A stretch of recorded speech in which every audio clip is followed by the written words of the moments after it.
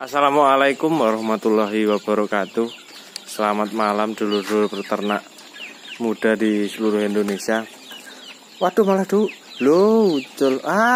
Ini siapa ini yang tadi baru ganti air minum tidak bertanggung jawab.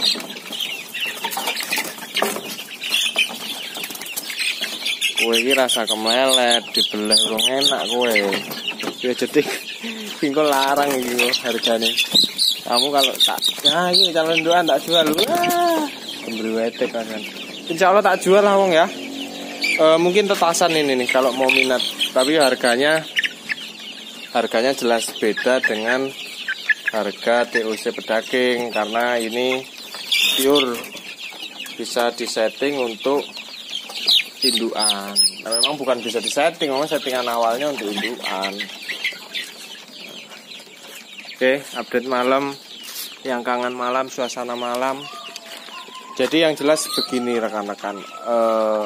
Ini nggak ada tutorial atau apa. Kita ngobrol santai, ngobrol enak.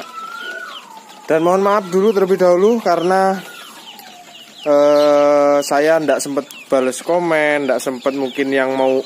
Karena saya lihat tuh di HP ku banyak banget WA yang tanya DOC sedianya kapan, mesin tas dan sebagainya. Terus DM Instagram. Saya mohon maaf kalau slow respon. Ini pun saya juga baru sempat buat video ini karena minggu kemarin, waduh, aku kerjaanku agak banget, wong asli kerjaanku banyak banget. Jadi ya maaf kalau slow respon, bukannya kok sombong itu, bukan. Jadi yang jelas saya ada ke pekerjaan tetap yang tidak mungkin saya tinggalkan. Nah, kok berarti ini Mas nggak usah ngomong, karena saya pernah ada komen gini. Gak usah ngomong banyak loh. Kalau itu aja masih buat kerjaan sampingan buat lo katanya. Jadi intinya gak usah banyak ngomong. Kalau ayamnya aja masih buat usaha sampingan loh. Jadi itu bagi saya lucu. Jadi ketika kerjaan utama saya bisa berjalan, kalau ada sampingan saya yang tidak menghalangi kerjaan saya, penting kita bagi waktu. Walaupun kadang mumet ndase ngeluh kayak aku ngene iki, ya tetap jalankan. Jadi rekan-rekan yang guru, yang PNS, yang mungkin anggota TNI, anggota polisi, kalau ada waktu kenapa enggak? Kalau bisa dua-duanya berjalan kenapa enggak? Terus gini, ada yang penghasilanmu berapa Mas tuh dari ayam? Ya kalau saya boleh jujur ya lumayan. Kalau nggak lumayan ngapain saya capek-capek kayak gini? Berarti kan dalam arti walaupun itu sampingan bisa memenuhi kebutuhan kita. Dan saya juga senang mulai banyak yang bergerak lagi, yang mungkin suatu saat akan saya liput, yang istilahnya pulang dari merantau gara-gara COVID ini. Banyak banget ya yang khususnya di Lampung yang pulang dari merantau dari Jakarta, pulang akhirnya buka usaha. Nggak harus ayam rekan-rekan. Intinya begini, ketika kita itu jadilah orang yang pintar membaca peluang. Saya memang kalau dikatakan umurnya belum senior ya, saya masih muda. Ini terserah lo mau dianggap apa enggak, tapi ini khususnya saya sasar ke anak-anak muda yang lain. Saya mau dianggap motivator apa terserah. Kalau untuk yang sudah berpengalaman, sudah senior, sudah tua ya saya mau izin lah. Jadi begini. Saya ketika duduk, pekerjaan saya di mana nih? Waktu itu saya pernah kerja namanya di Kabupaten Mesuji. Kabupaten Mesuji itu antara perbatasan Sumatera Selatan dan Lampung. Itu daerahnya memang jauh. Dari pusat kota Bandar Lampung itu jauh. Ketika saya kerja di sana, saya kan kuliah. Jadi kerjanya nyambil kuliah. Kuliah saya di Bandar Lampung nih. Nah, jadi saya amati. Saya travel itu ongkosnya 100.000. Pulang pergi 200. Saya amati loh, ini tukang travel ini kalau dia bawa 5 saja, PP dalam arti berarti bawa 10 orang, 1 juta. Potong bensin rokok paling 350.000. Berarti dalam arti bersihnya per hari dia dapat 500.000 minimal. Nah akhirnya saya berpikir, wah ini peluang. Nah itu yang saya katakan, wah ini peluang. Akhirnya saya ngambil mobil, saya travelkan di situ. Ya akhirnya masuk memang hitungannya. Ini gara-gara COVID aja. Nggak ada penumpang mungkin takut jadi pada bawa mobil sendiri atau segala macam. Akhirnya travelku mati. Jadi ketika rekan-rekan duduk di wilayah kerja manapun, baca peluang di situ. Oh apa yang kira-kira di situ berpeluang. Nih kayaknya di sebelah sini nih strategis untuk ternak kambing.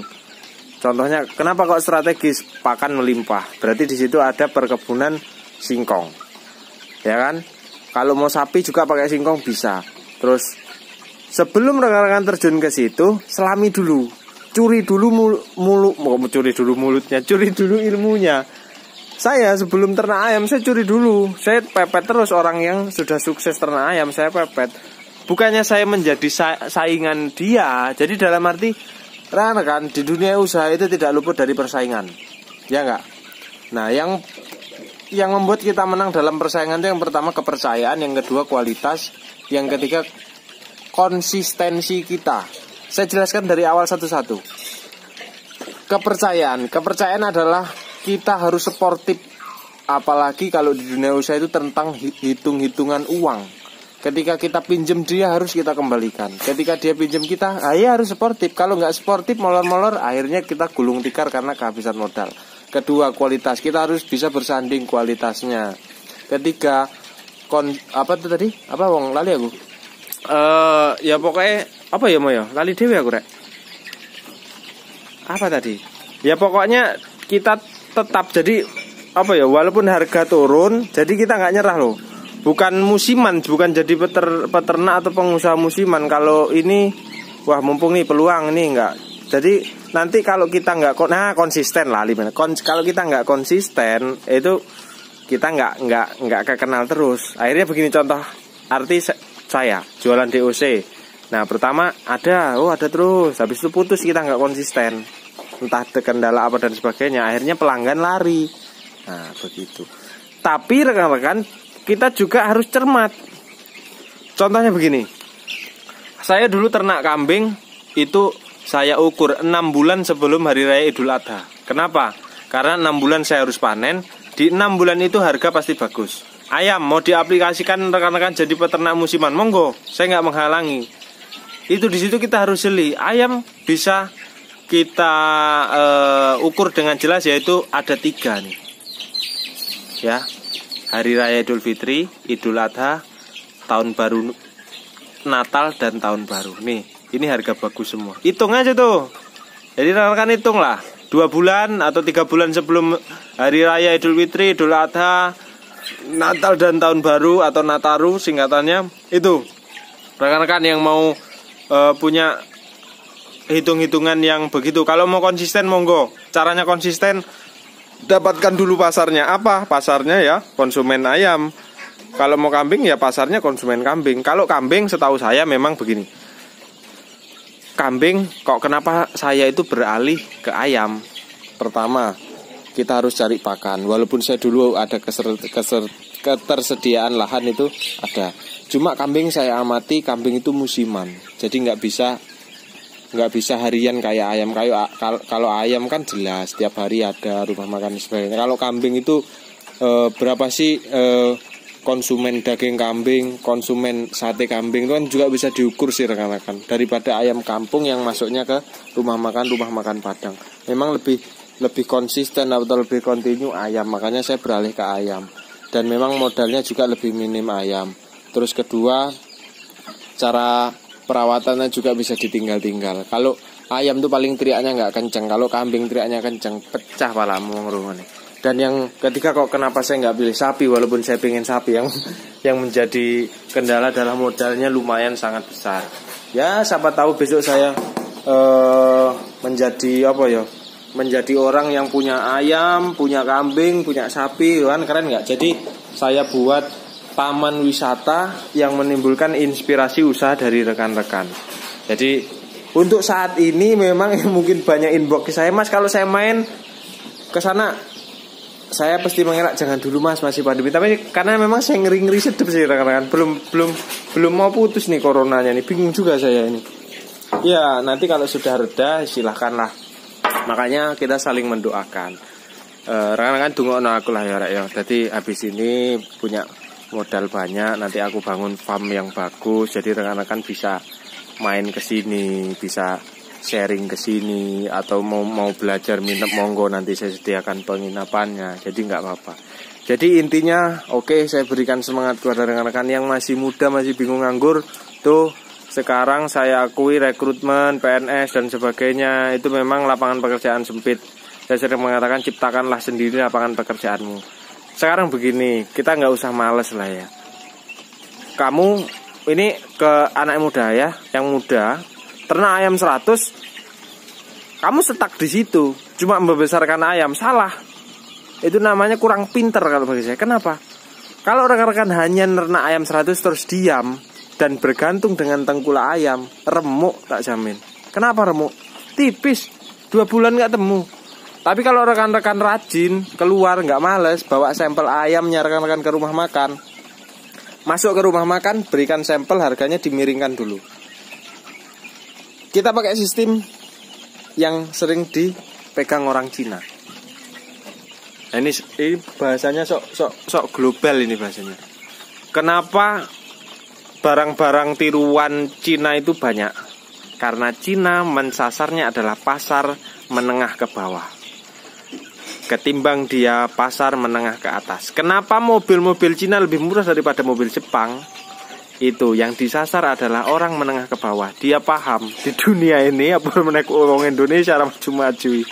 Banyak orang menengah ke bawah. Jadi yang penting ada dulu. Makanya dia HP banyak tiruan, HP-nya merek Cina, HP sepeda. Bahkan Cina kan banyak barang tiruan kan. Itu jadi dia pinter membaca peluang. Yang harus kita ambil dari sistem Cina adalah apa?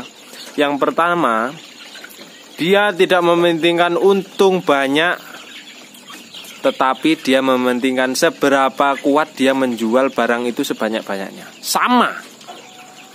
Standar simpelnya kita jual HP dengan untung 500.000. Jarang yang beli, dalam arti sebulan sekali. Kalau kita untungnya 100.000 atau 150.000, dalam per bulan mungkin lebih dari 1 atau 5 unit HP jelas terjual. Jadi maksud saya apa? Ketika kita masuk memperkenalkan barang kita, jangan dulu kita ngengkeng dengan harga. Yang penting kita dapat aja tipis dulu lah. Yang penting kita rebut dulu tuh konsumen. Kalau gitu nanti kita rebut dulu konsumen, asal kualitas barang kita itu bagus, kita jaga kualitasnya, dapat tuh udah konsumen. Nanti kita naikin. Pak, ini purnya udah mulai mahal loh Pak ini Pak. Kan daging kita juga beda dari yang itu. Nah, mulai masukin kata-kata seperti itu. Akhirnya dapat. Akhirnya continue. Sekarang gini aja lah. Contoh simpelnya, rekan-rekan punya rumah makan yang seharinya menghabiskan 3 ekor ayam. Pegang aja 3 rumah makan. Sehari membutuhkan 9. Ya. Ini memang ya terserah sih, mau ngomongnya bacot mah enak Mas. Tapi saya ini mendapatkan kata-kata seperti ini bukan kata omong kosong. Lah sekarang gini, kalau peternak aku rekan-rekan nggak mungkin ngantri-ngantri bibit kalau dia nggak dapat pembuangan. 3 rumah makan membutuhkan 3 ekor ayam per hari, 9 per hari. 10 hari berapa? 90. Kamu harus masukin bibit ayam per 10 hari minimal 100. Nah, bayangin. Kita ambil gini. Per 100 kita dapat berapa? Taruhlah 700.000 per 10 hari. 700 kali 3, 2.100.000. Itu kita santai. Sarungnya mangat kerja, yuk pakan nih pite. Prek. Sore pulang kerja, airnya ambil dulu, kasih makan, set, jagong. Nyemprot jarang-jarang, paling nyemprot 3 hari sekali. Itu M21 saya paling seminggu sekali. Semprot virus juga nggak tiap hari, 2 minggu sekali, 3 minggu sekali. Yang penting memang beda, saya akui, kandang yang sudah dipagar dengan seperti ini dengan kandang yang masih di emperan rumah. Apa yang membedakan Mas? Lebih aman. Karena apa? Ayam tetangga tidak masuk ke kita. Gini, ayam tetangga itu kita nggak tahu treatmentnya bagaimana, dirawat intensif enggak, dia kena aratan atau enggak. Kalau dia sowan ke kandang kita, selesai. Kenapa selesai? Membawa virus masuk ke kandang kita. Sistemnya sama kok. Nah, jadi seperti itu. Kebutuhan ayam itu makanya nggak usah pusing. Lah kalau saya ya rekan-rekan, kalau saya serakah, saya ternak sendiri loh. Kalau ada lahan, iya, saya masukin rumah makan. Ya nggak, rumah makan besar peri dan sebagainya. Saya akan saya sasak. Kenapa saya teriak-teriak apa? Rekan-rekan ya, banyak rumah makan yang kita harus jeli juga jadi konsumen, khususnya ayam kampung. Banyak rumah makan yang mengatasnamakan ayam kampung tapi bahannya ayam pejantan.